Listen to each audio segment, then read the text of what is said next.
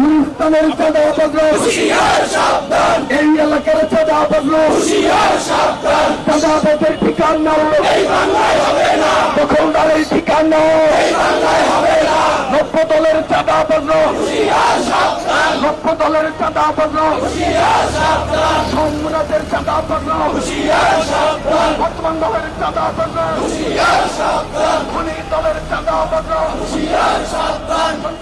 পতাকা দিয়ে নাকি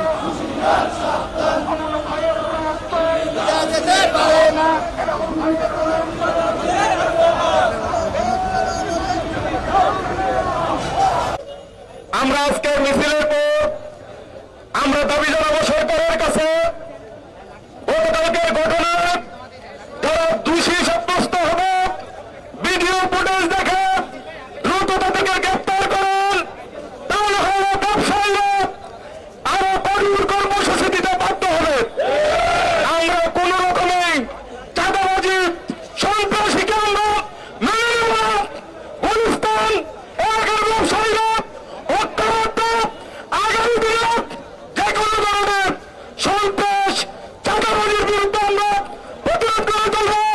আমরা বলবো আমরা কোন ধরনের গন্ডগোল চাই না, আমরা শান্তিপূর্ণ পরিবেশ বজায় রাখতে চাই।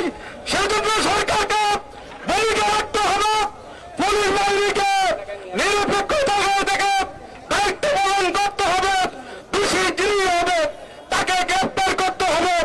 আমরা আগামী দিনে সকল ধরনের সন্ত্রাস চাঁদাবাজ দখলদারের বিরুদ্ধে ঐক্যবদ্ধ প্রতিরোধ করে তোলার আপনাদের প্রতি আহ্বান জানাচ্ছে। আজকে যারা এই সংগ্রামে এই অংশগ্রহণ করেছেন সকলকে ধন্যবাদ, মোবারকবাদ এবং আগামী দিনের কর্মসূচির অংশগ্রহণ করবেন। আসসালামু